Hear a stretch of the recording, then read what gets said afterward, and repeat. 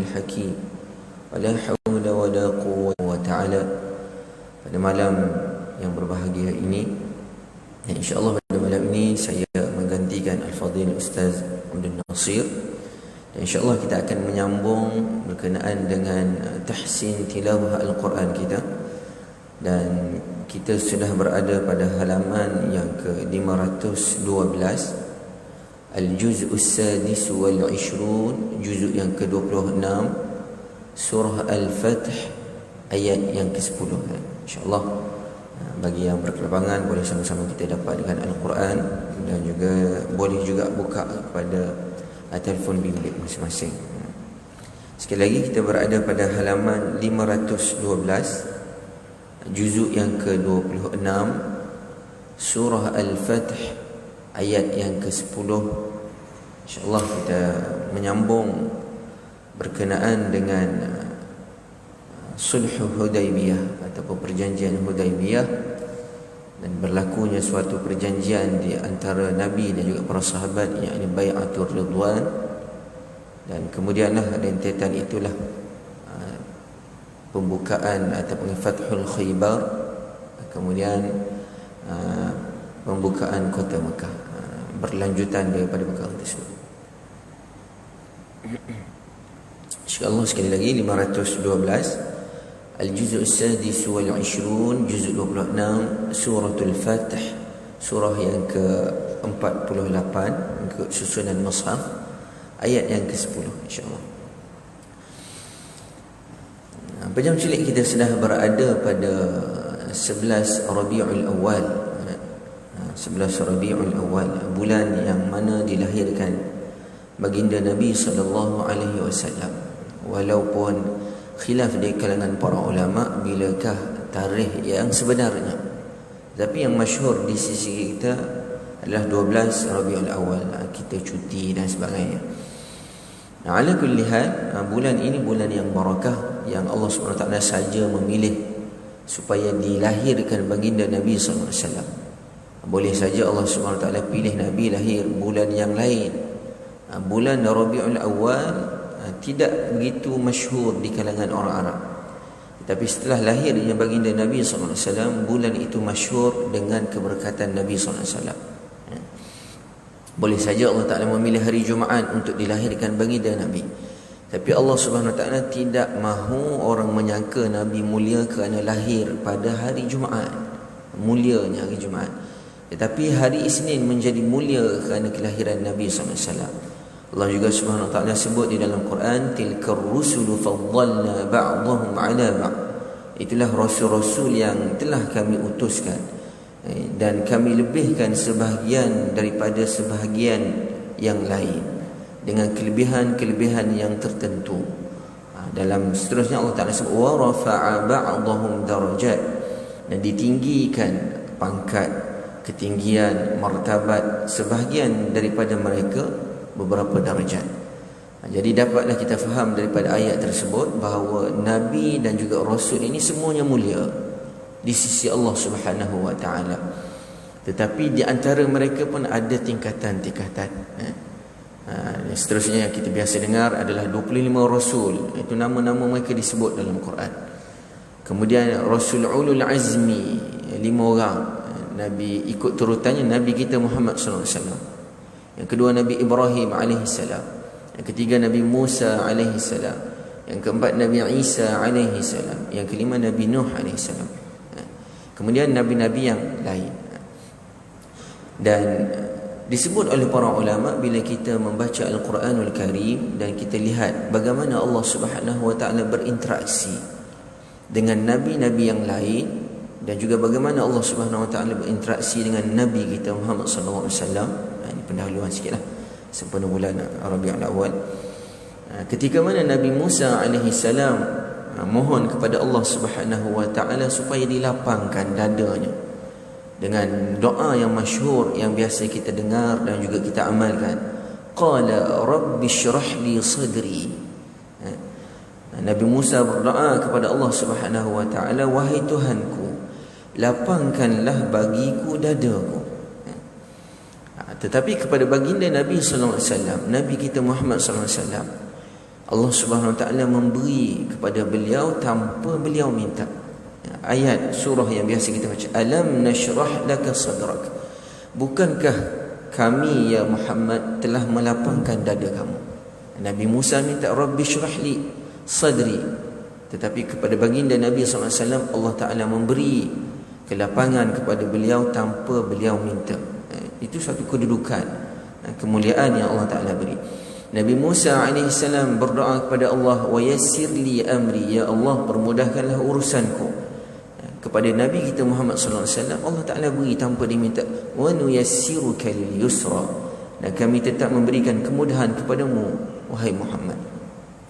Kepada Nabi Musa AS beliau meminta kepada Allah Subhanahu Wa Ta'ala, wahlul 'uqdatan min lisani, ya Allah lepaskanlah simpulan daripada lidahku supaya aku dapat lancar, aku dapat memberitahu, mengajak manusia dengan baik. Kepada Nabi kita Muhammad sallallahu alaihi wasallam Allah Subhanahu Wa Ta'ala sebut di dalam surah Ad-Dukhan, antaranya Allah Subhanahu Wa Ta'ala sebut, fa inna ma yassarnahu bilisanika la'allahum yatadhakkarun. Allah Ta'ala mudahkan urusan Nabi, lisan Nabi. Nabi Musa meminta kepada Allah supaya dibuang simpulan, Nabi diberi tanpa diminta. Suatu kemuliaan. Juga kepada Nabi Ibrahim alaihissalam ketika mana beliau memohon kepada Allah di dalam surah Asy-Syu'ara, wallazi atma'u an yaghfira li khati'ati yaumaddin. Dia berharap, mohon kepada Allah supaya Allah mengampunkan dosanya pada hari kiamat. Tetapi baginda Nabi sallallahu alaihi wasallam Allah Taala beri kepada beliau, liyaghfira lakallahu ma taqaddama min dhanbika wa ma ta'akhkhara.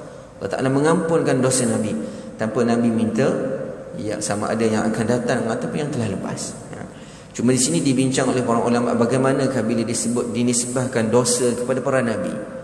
Jadi para ulama menyebut dosa ini adalah dzambun, adalah masdar.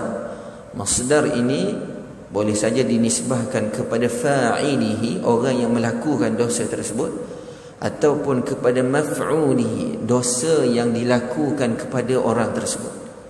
Yakni kepada Nabi dan juga kepada Rasul-Rasul yang lain bila dinisbahkan disebut zambi, zambika, yakni maksud dosa-dosa yang dilakukan kepada mereka. Berkat mereka, mulianya mereka, Allah Ta'ala ampunkan dosa orang yang buat dosa kesalahan kepada mereka. Jadi Nabi SAW tanpa diminta Allah Ta'ala berikan keampunan tersebut. Nabi Ibrahim AS memohon supaya diberikan keampunan ke atas haknya di hari kiamat nanti. Nabi Musa memohon kepada Allah, wa ajiltu ilaika rabbi litarda, aku segera pergi kepada Allah untuk bermunajat kepada Allah supaya litarda, Allah Ta'ala redha kepada aku. Kepada baginda Nabi SAW Allah SWT sebut di dalam surah Taha ayat yang ke-30, la'allaka tarda wa atrafan nahar la'allaka tarda, supaya kamu redha wahai Muhammad. Jadi lain bila kita lihat uslub-uslub yang Allah SWT gunakan di dalam Al-Quran kepada Nabi-Nabi yang terdahulu dan juga kepada baginda Nabi SAW, menunjukkan kedudukan dan martabat baginda Nabi SAW mulia, tinggi di sisi Allah. Begitu juga di dalam surah Asy-Syu'ara, Nabi Ibrahim mohon pada Allah, waj'al li lisana sidqin fil akhirin, ya Allah jadikanlah bagiku sebutan yang baik, nama yang harum dalam kalangan orang-orang yang datang kemudian. Sebut Nabi Ibrahim orang yang baik, menjadikan qudwah hasanah dan sebagainya. Tetapi kepada baginda Nabi SAW Allah Ta'ala menyebut, wa rafa'na laka dzikra, wahai Muhammad kami mengangkat sebutan namamu. Disebut oleh para ulama, yakni dengan cara mana Allah Ta'ala menyebut bahawa setiap kali disebut nama Allah mesti disebut nama Nabi SAW. Kita tasyahud dalam solat kita tiap-tiap hari, asyhadu an la ilaha illallah wa asyhadu anna Muhammadar Rasulullah. Dalam azan yang kita dengar setiap hari mesti sebut asyhadu an la ilaha illallah wa asyhadu anna Muhammadar Rasulullah. Bahkan diriwayatkan dalam hadis, di syurga Allah ketika mana Nabi Adam telah ditiupkan roh, di pintu syurga ditulis la ilaha illallah Muhammadur Rasulullah. Jadi kemuliaan yang Allah Ta'ala berikan kepada baginda Nabi SAW, dan kita juga beruntung dan bertuah dipilih oleh Allah Subhanahu Wa Ta'ala menjadi umat baginda. Dan perbanyakkanlah selawat kepada baginda Nabi SAW. Lihat balik buku-buku mungkin yang ringkas berkenaan dengan sirah perjalanan hidup Nabi SAW. Dengarlah kuliah-kuliah ataupun ceramah-ceramah yang dilakukan, yang dibuat menyebut tentang baginda Nabi SAW, supaya bila keluar daripada bulan Rabiul Awal pada tahun ini, pengetahuan kita terhadap Nabi SAW bertambah. Dan Al-Quranul Karim yang kita baca, kita lihat, kita dengar ini adalah diturunkan kepada baginda Nabi SAW. Oleh kerana itu umat Islam ini tidak boleh lepas, berpisah daripada baginda Nabi SAW. Setiap ayat yang kita baca adalah ayat itulah yang diturunkan kepada Nabi dan dibaca, dihafal oleh baginda Nabi SAW. Dan kita lihat ayat yang ke-10, Allah SWT menyebut inna. Kita mesti dengung pada nun itu dengan makna kita disebut oleh para ulama tajwid wajibul ghunnah. Pastikan kita lama inna, innal ladzi dza. Pastikan huruf dza, hujung lidah kita temukan di antara hujung gigi hadapan kita. Zi, za. Jangan sebut zi. Setengah orang ditentukan dengan zai, bukan zai, za. Na yubayi'u, tu panjang-panjang alif, waw, tekan asli. Naka in, dengar nun sabdu. Nama yubayi'una Allah, yadullahi fawqa aydihim. Setengah orang disebut dihim, jangan him. Him, ha bawah hi, tidak ada ha bawah he. Him salah, him betul kan? Okay, saya baca dulu. A'udzu billahi minasyaitonir rajim. Cuba.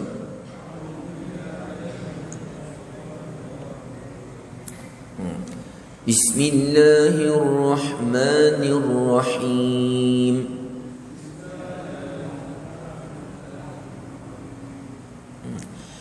Innal ladzina yubayi'unaka innama yubayi'una Allah. Cuba.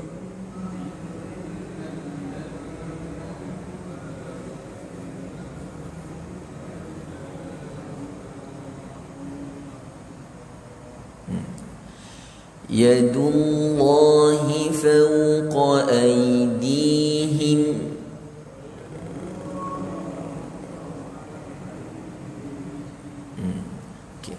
Faman, dengar nun tidak ada tanda, jumpa dengan nun bersabdu, nun mati bertemu nun, kita panggil idgham ma'al ghunnah. Lama kan? Faman naka tha ni huruf yang sama, kita panggil makhrajnya adalah hujung lidah kita bertemu dengan hujung gigi hadapan kita, sama dengan za tadi. Za, tha. Biasa orang tentukan dengan sin. Nakasa, nakatha. Fa in wajibul ghunnah. Nama yang, dengar nun, mana-mana kita jumpa dalam Quran nun mati yang tidak ada tanda di atasnya, maksudnya dengar. Ini kita lama kan. Kemudian step yang kedua, lihat huruf apa yang kita jumpa. Jika jumpa huruf itu nipis, nipislah bunyi dengarnya. Jika jumpa huruf yang tebal macam qaf, min qa, tebal sikitlah. Kalau jumpa kaf di sini, yanku. Jadi dengar itu juga kita perlu tahu di manakah kita nak letak dengan kita melihat huruf apa yang kita tu jumpa. Kalau macam ni kita jumpa kaf di bahagian dalam mulut kita. Kalau kita jumpa ta, kun, bahagian depan mulut kita. Oleh kerana itu pengetahuan berkenaan dengan makharijul huruf sangat penting. Kerana setiap apa yang kita nak baca mesti kena tahu di mana tempat huruf itu keluar, dan bila kita nak dengar di mana kita nak letak, mana kita nak standby dan sebagainya. Jadi makharijul huruf wa sifatul huruf, satu ataupun dua perkara yang sangat penting di dalam pembacaan Al-Quran Al-Karim. Yang kuthu tha, kuthu ala naf, lepaskan angin dulu pada fa. Kita namakan sifat itu adalah rakhawah. Rakhawah ni kenapa suara kita tidak tersekat? Kerana makhraj kita terbuka, tidak tertutup. Naf, macam kita sebut ba, ab. Jangan lantun lah, lantun tu sifat lain. Ab, suara kita tertahan, kita namakan syiddah.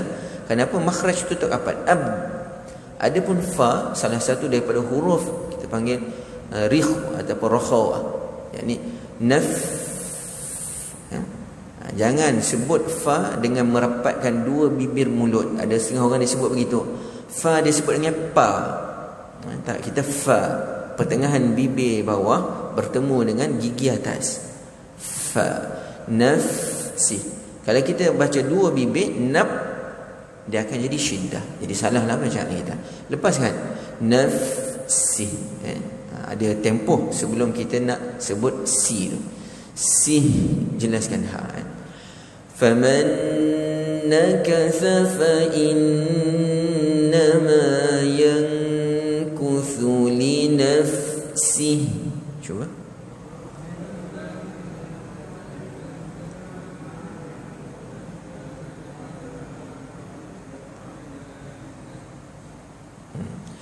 وَمَنْ أَوْفَى بِمَا عَيْنِ sampai halkum kita yang tengah.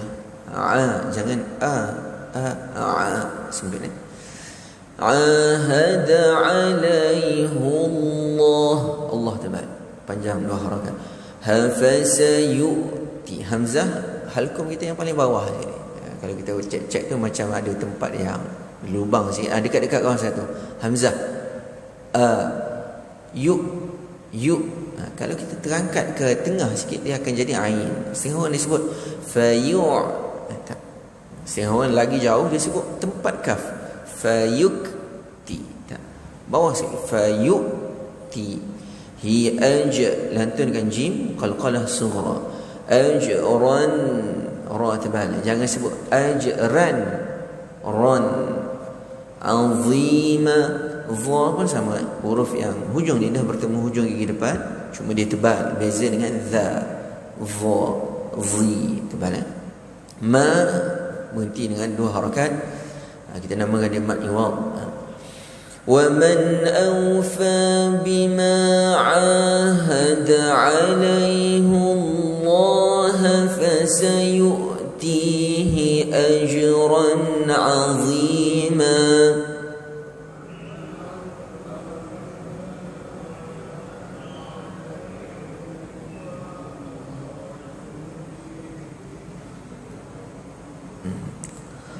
Azi tu balan. Okay, sekali lagi. Innal ladzina yubayyi'unaka innama yubayyi'una Allah.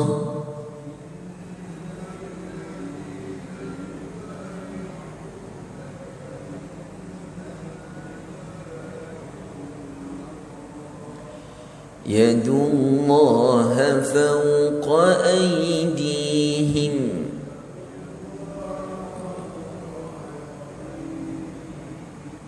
فَمَنْ نَكَثَ فَإِنَّمَا يَنْكُثُ لِنَفْسِهِ. فَمَنْ نَكَثَ فَإِنَّمَا يَنْكُثُ عَلَى نَفْسِهِ.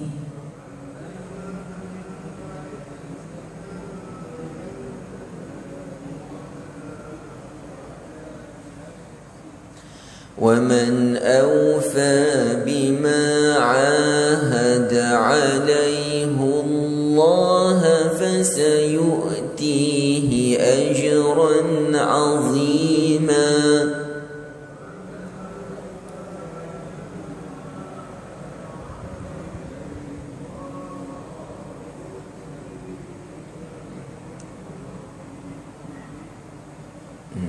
Ayat ini Allah Ta'ala menyebut tentang para sahabat yang berbai'ah dengan Nabi SAW, iaitu bai'atul ridwan, sebagaimana yang kita telah maklum berkenaan dengan peristiwa sulh Hudaibiyah, yakni perjanjian Hudaibiyah.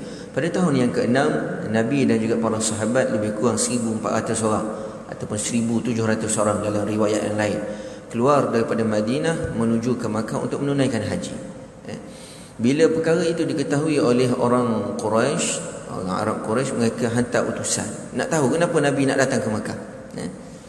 Jadi bila begitu, Nabi utus Sayyidina Uthman ibn Affan untuk jelaskan kepada mereka bahawa tujuan Nabi datang bukan nak berperang tetapi nak menunaikan ibadah haji. Jadi Sayyidina Uthman ibn Affan ditahan oleh utusan mereka, dan setelah itu tersebar berita bahawa Sayyidina Uthman dibunuh. Jadi bila dengar begitu, Nabi dan juga para sahabat berbai'ah akan berjuang bermati-matian untuk menutup bela terhadap Sayyidina Uthman, kerana salah jika membunuh utusan yang diutus oleh sesuatu pihak. Macam kita sekarang lah, embassy dan sebagainya, perlu ada dijaga dan sebagainya. Kenapa? Itu memang benda yang dibuat daripada dulu lagi. Utusan tidak boleh dibunuh. Utusan yang sesuatu pihak hantar tidak boleh dibunuh.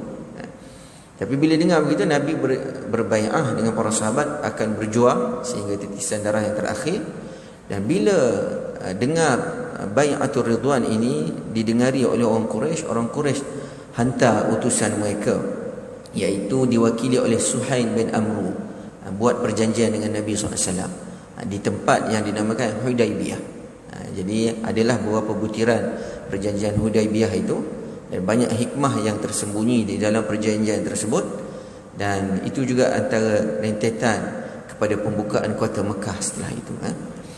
Okey, bai'atul ridwan dilakukan oleh Nabi SAW di bawah sebuah pokok. Kita akan jumpa juga ayat tersebut. Laqad radiyallahu 'anil mu'minina idh yubayyi'unaka tahta asy-syajarah. Allah Ta'ala meridai mereka.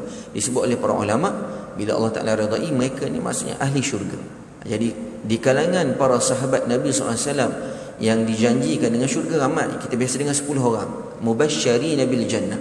Tetapi ada lagi di kalangan mereka, antaranya di dalam sahabat-sahabat Nabi yang berbai'ah, bai'atul ridwan, juga sahabat-sahabat Nabi yang menyertai peperangan Badar, juga di antara disebut tentang bagi khabar gembira kepada mereka dengan syurga Allah Subhanahu wa taala. Siapa yang berbai'ah dengan Nabi seolah-olah dia berbai'ah dengan Allah.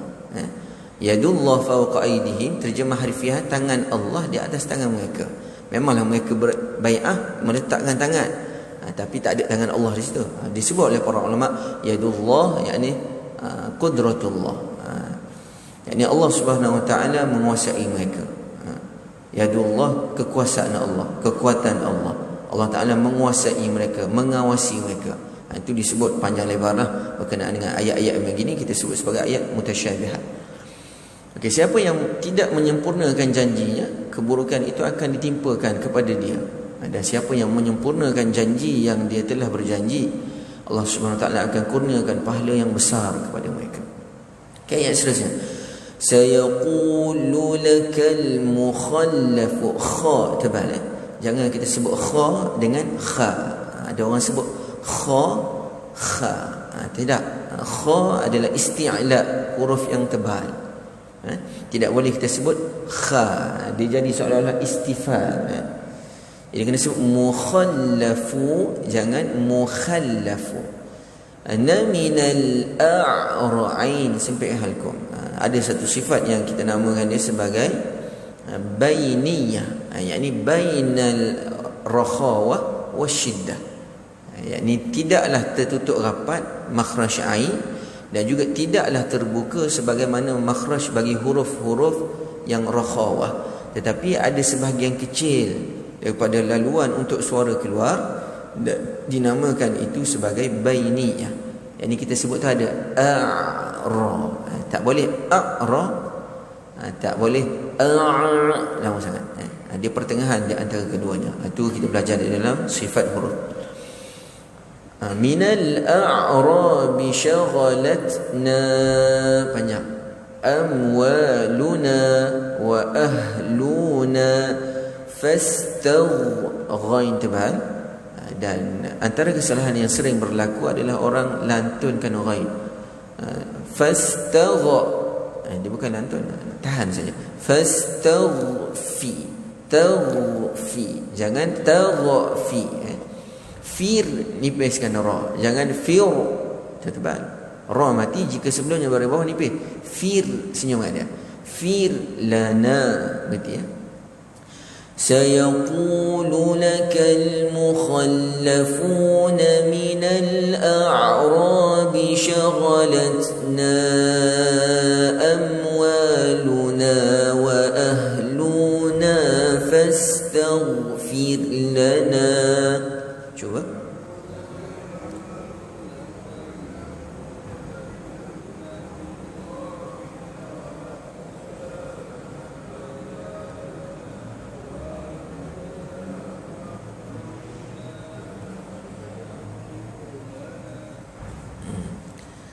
Kalau tak sebab bila berhenti syaghalatna amwaluna, ambil balik syaghalatna amwaluna sampai habis.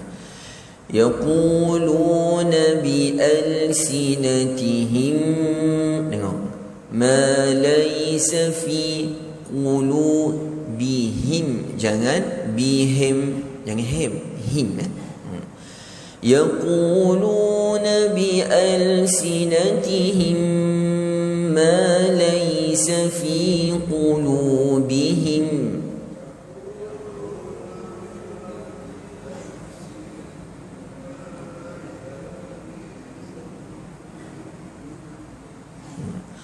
Qul faman ya, masuk terus dalam ya, yakni nun dimasukkan dalam ya dan dengung itu pada ya, idgham ma'lum. Faman yamliku lakum, dengung, minallah, Allah taala, syai'an in arada bikum darran, jelas, au arada bikum naf'a, lepaskan angin untuk fa, jangan naf'a. Qul faman yamliku lakum minallahi syai'an in arada bikum darran au arada bikum naf'a.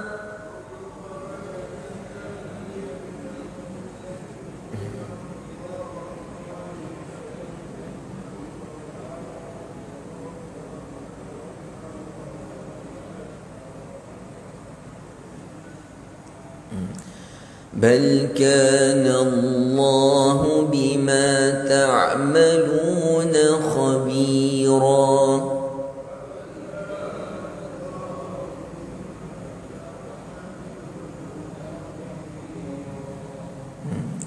Adalah ayat ini disebut, ini antara mukjizat Nabi sallallahu alaihi wasallam.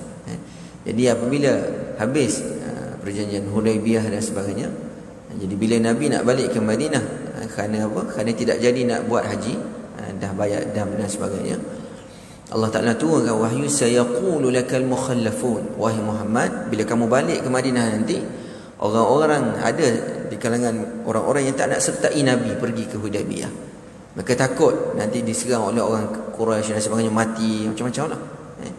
Jadi Allah Ta'ala beritahu benda yang tidak berlaku, yang akan berlaku, dan lepas tu berlaku betul.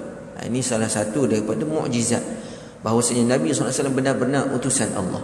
Dia dapat tahu apa yang orang yang tinggal di Madinah yang tidak ikut sertai Nabi akan cakap apa. Allah Ta'ala sebut, mereka akan beritahu kepada kamu wahai Muhammad, orang-orang yang tidak ikut kamu keluar untuk pergi sulh Hudaibiyah dan sebagainya ni, syaghalatna amwaluna wa ahluna, mereka akan beri alasan pada kamu. Bila kamu balik nanti mereka akan cakap, kami sibuk ya Rasulullah jaga uruskan harta kami, anak-anak keluarga kami, fastaghfir lana, kamu mohonlah ampun kepada Allah Ta'ala untuk kami.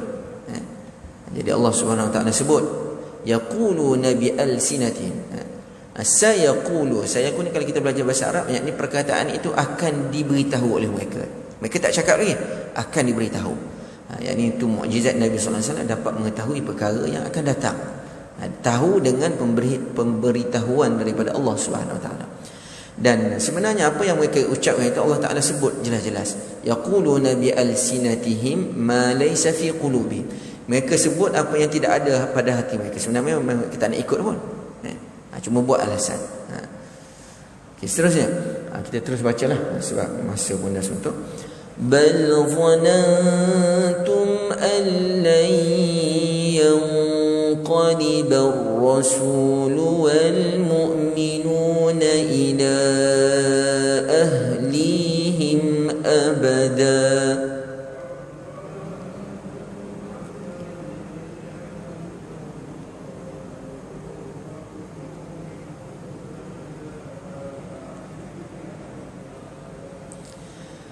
وزين ذلك في قلوبكم وظننتم ظن السوء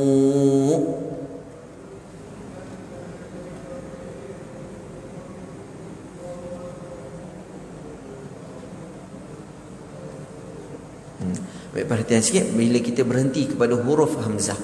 Kita berhenti panjang, lepas tu ada huruf hamzah di belakang. Kita kena sebut an-nabr, yakni tinggikan sikit suara supaya jelas sebutan hamzah. Jangan baca saw. Bila sama pada hamzah tu tinggikan sikit. Disebut dalam tajwid an-nabr ataupun ad-dhabt. Wa kuntum qauman bura.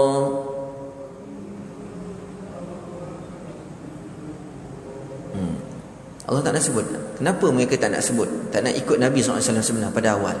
Kerana mereka menyangka bahawa Nabi dan juga orang mukmin yang keluar nak pergi ke Mekah ketika itu tidak akan balik dah lepas ni. Yang ni mungkin mati diserang dan sebagainya. Mereka takut perkara tersebut. Allah Ta'ala sebut jelas-jelas.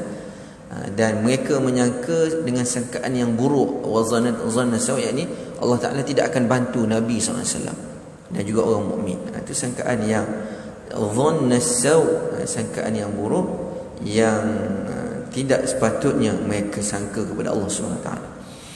Wa man lam yu'min billahi wa rasulihi fa inna a'tadna lil kafirina sa'ira.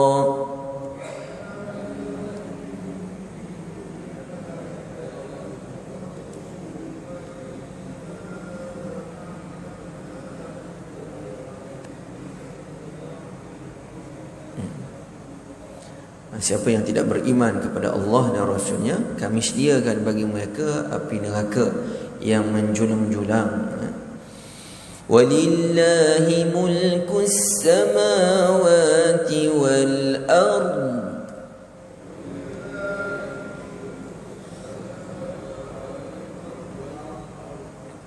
Pastikan kita berhenti ra dan juga bunyi dad. Tapi jangan lantun. Ramai orang baca ard. Tahan je. Tahan. Yaghfiru liman yasha'u wa yu'adzibu man yasha'.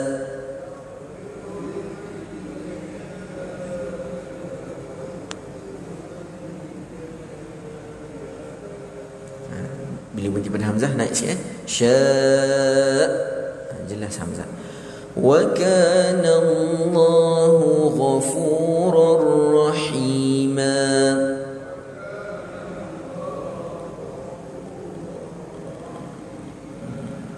Allah Ta'ala milik dialah semua yang ada di langit dan juga di bumi. Boleh ampunkan siapa yang dia kehendaki, azab siapa yang kehendaki. Tetapi Allah Ta'ala Maha Pengampun bagi siapa yang minta ampun kepada dia. Dan Allah Ta'ala pengasih kepada hamba-hambanya. Ayat terakhir, سيقول المخلفون إذا انطلقتم إلى مغانم لتأخذوها ذرونا نتبعكم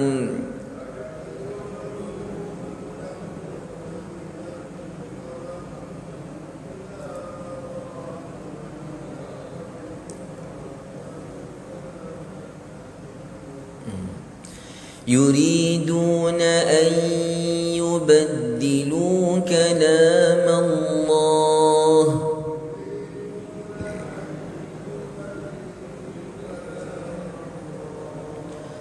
قل لن تتبعونا كذلكم قال الله من قبل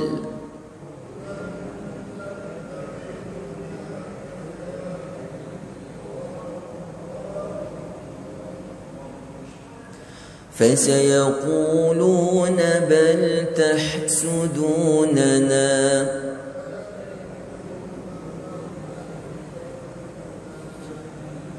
بل كانوا لا يفقهون إلا قليلا